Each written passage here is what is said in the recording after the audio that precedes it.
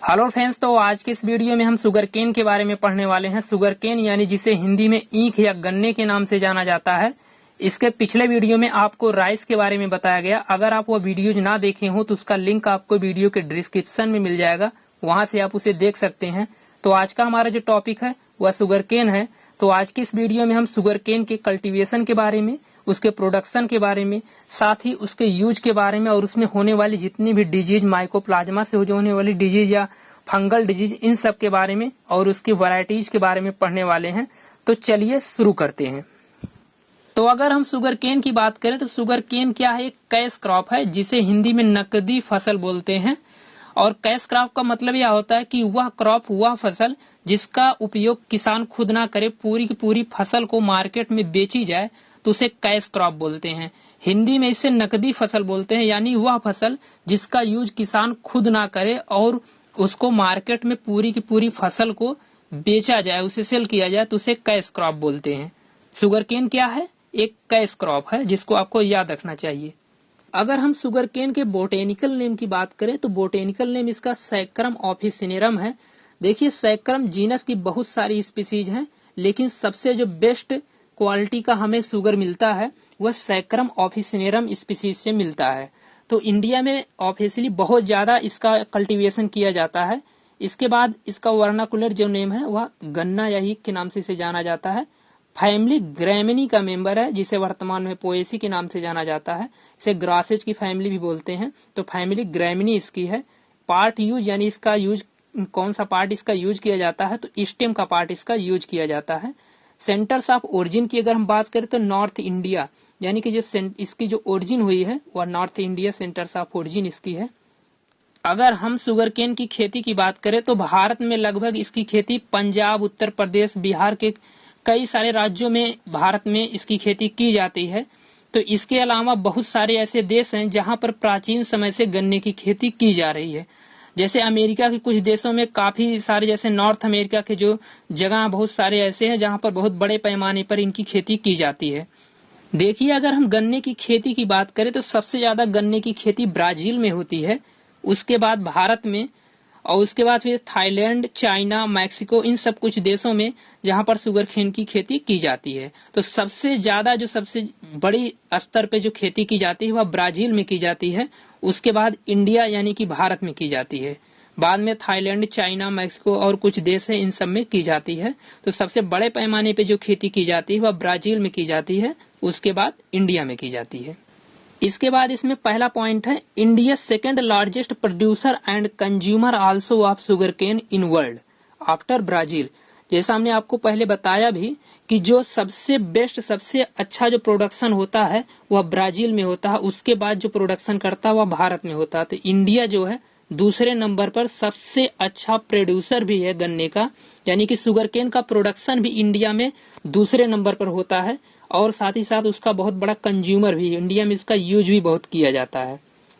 तो अगर हम इसके इंडिया में कल्टीवेटिव एरियाज की बात करें तो लगभग 4.4 लाख एकड़ ऐसी भूमि है जहां पर इसका कल्टीवेशन किया जाता है, यानी कि 4.4 लाख एकड़ भूमि पर इंडिया में इसका कल्टीवेशन किया जाता है।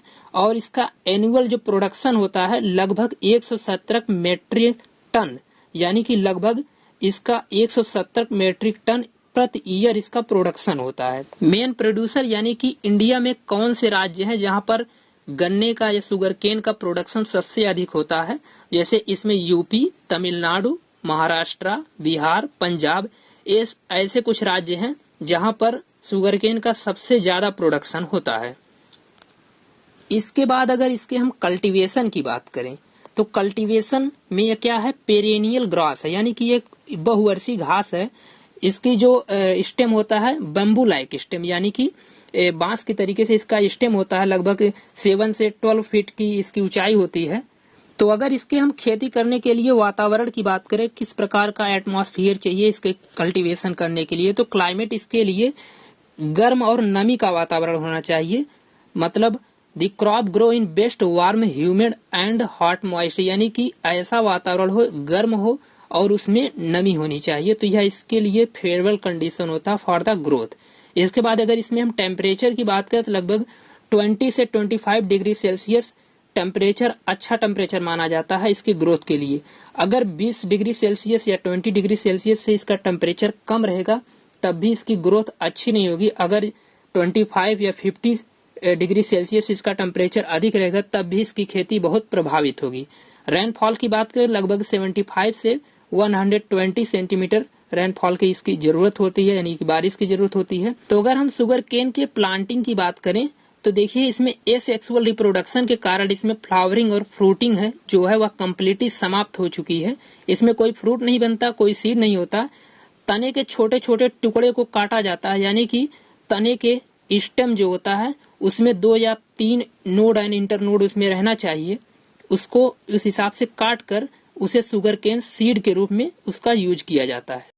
तो इसमें है planting takes place through the stem cutting of upper region, यानी कि स्टेम के अपर रीजन को प्लांटिंग के समय उसको काट कर उसका यूज किया जाता है। The pieces of sugarcane called sugarcane seed, यानी कि जो कटे हुए पीसेज रहते हैं उसे शुगर केन सीड के नाम से जाना जाता है।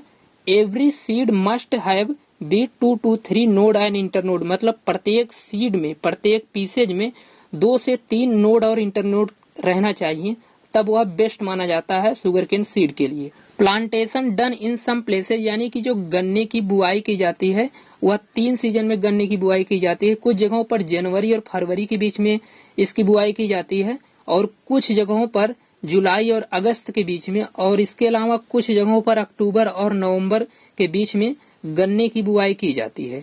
और इसके लिए रिडेज एंड फरोज, यानी कि गहरे नाली के रूप में और गड्ढे के रूप में इस बीज को डाला जाता है। और प्रत्येक की जो दूरी, डिस्टेंस बिटवीन एवरी फरोज, यानी जो प्रत्येक नाली की जो दूरी रहती है वह लगभग 100 से 120 सेंटीमीटर होती है। तो इस तरीके से गन्ने की बुआई की जाती है। इसके बाद इसमें नेक्स्ट पॉइंट है water requirement so high like rice crop, यानी कि धान की खेती की तरह, धान के फसल की तरह शुगर केन को भी पानी की बहुत ज्यादा जरूरत होती है। इसमें वाटर रिक्वायरमेंट बहुत ज्यादा रहती है।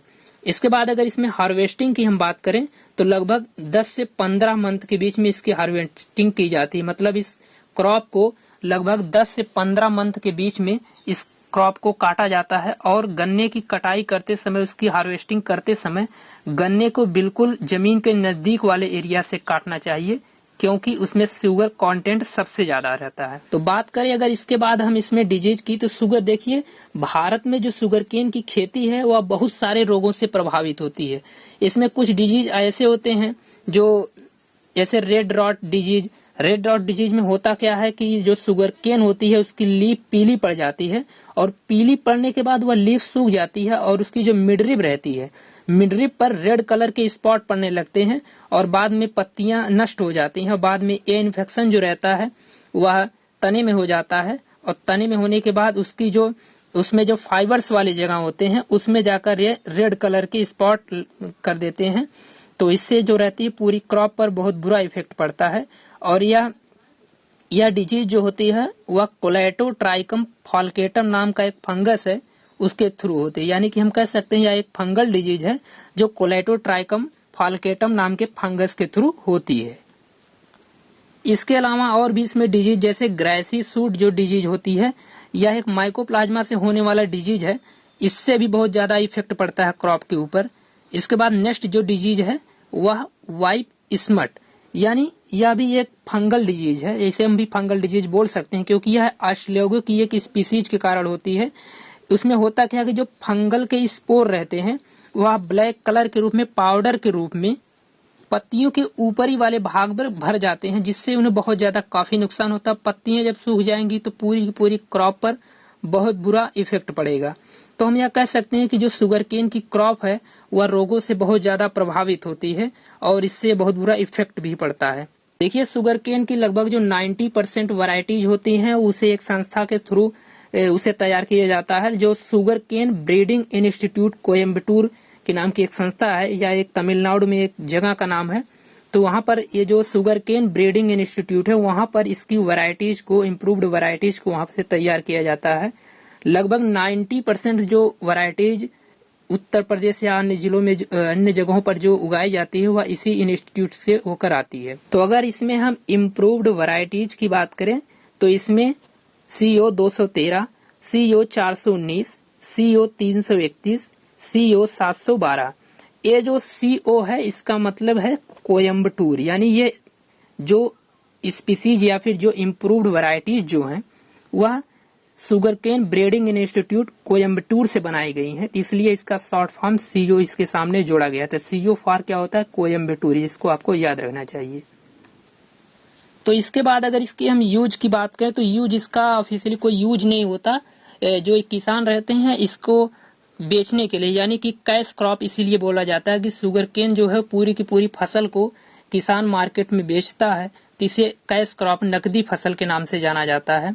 तो यह पूरी की पूरी कैश क्रॉप है और इसका कोई यूज, इसके अलावा और कोई यूज बहुत ज़्यादा नहीं होता। इसको बेचने के लिए, मार्केट में बेचने के लिए इसका यूज किया जाता है। तो आज के इस वीडियो में हमने शुगर केन के कल्टीवेशन के बारे में, उसके प्रोडक्शन के बारे में और साथ ही साथ उसके हार्वेस्टिंग और डिजीज के बारे में, इम्पोर्टेंट जो इम्प्रूव्ड वैरायटीज हैं उन सब के बारे में आज की वीडियो में हमने देखा। तो अगर इसी तरीके की वीडियोज की आपको और ज़रूरत है तो हमारे चैनल से जुड़े रहिए और देखते रहिए।